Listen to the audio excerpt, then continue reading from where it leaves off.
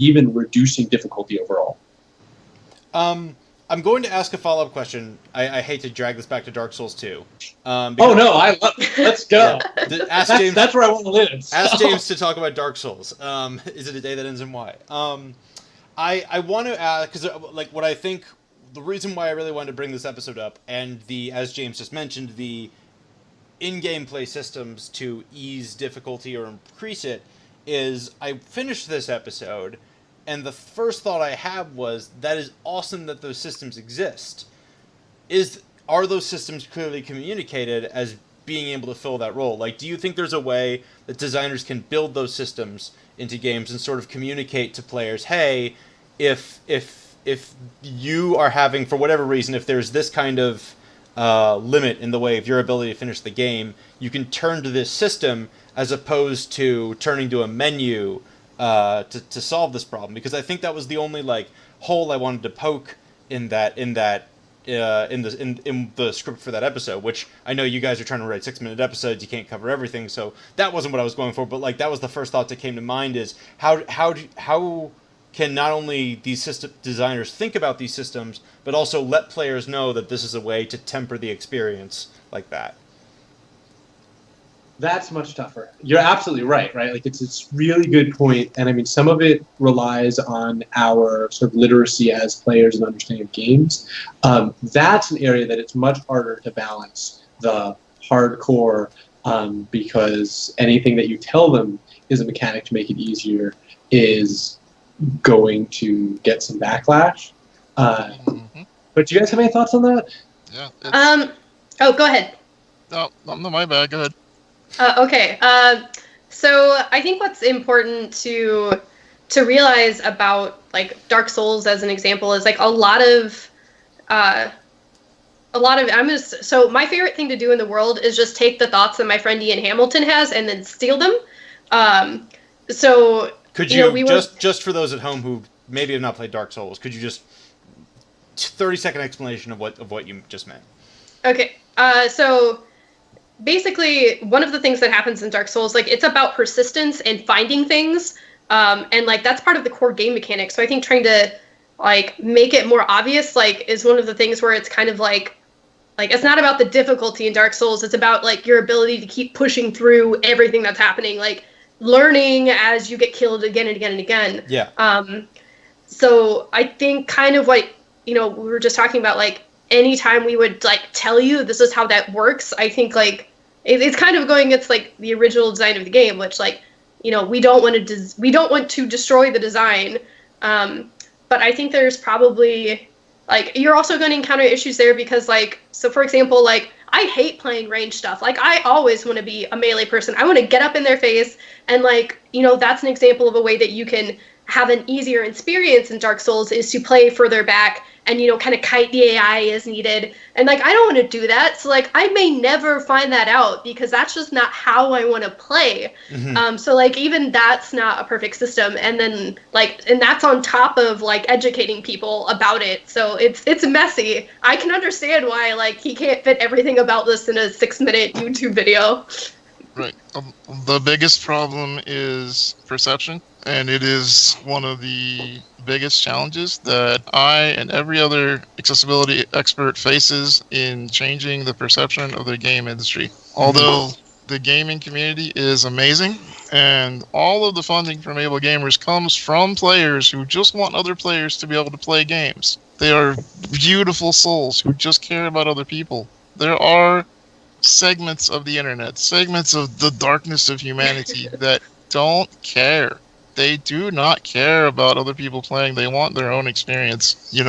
When Tara was back with Able Gamers, we went to GDC and we asked a simple question to developers: have you ever thought about gamers with disabilities?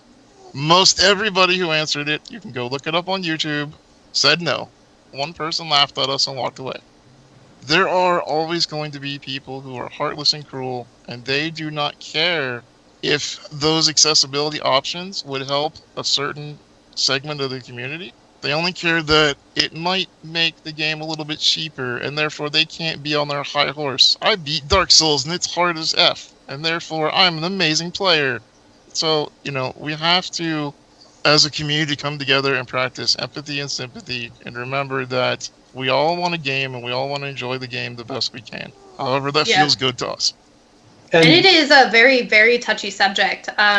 A couple of years ago, I did a GDC talk about just simple things you could do in terms of accessibility, and they actually had to disable the comments on the video because people were literally accusing me of ruining video games, and I was just trying to talk about accessibility. So it can get like it can get harsh for it's very intimidating sometimes. But I think that a key word was brought up, right? Community. Because, I mean, that's what I love about games is this community and this idea of community. And yes, there are a lot of terrible people on the fringes of this. And yes, like, there are a lot of developers who may or may not fall into that category. But there's also a way we can think about this as a community, right? If I'm working on a game like Dark Souls as a designer, I should be reaching out to able gamers and saying, hey, look, I can't put this in my game, but the game doesn't exist by itself anymore. In the world of the internet, in the connected world we have today, let me write a guide for you, right, that talks about all the places where you may be able, within the mechanics, to adjust the difficulty, and you guys put it up, and it'll appeal to your community, right? And that's how I, as a developer, and this is one thing that I think we have to do more, having developers and the community work together more on this and have more of a channel between the two. But developers reaching out to people like Able Gamers and saying, hey, I can't say this in the game, but I'm happy to tell you guys about it, and you can tell the world, right? That I like that approach. It's a great approach, and I wish more developers would, and we do work with all the big developers now, and James is 3,000% correct that there are ways around the system. At the same time, I do love when a studio will stand up against the haters and say, look, there is an acceptable way to do this. You know, studios don't put quote-unquote accessibility menus into games often because when they do, they get flack from the community. Well, I don't need an accessibility option, so why is that in the game? Why'd you spend time and money on it? You could have made this other thing better. And they don't think about the other repercussions of not doing that. But if we were to have these options in games and have studios stand up, then we'd have a better community.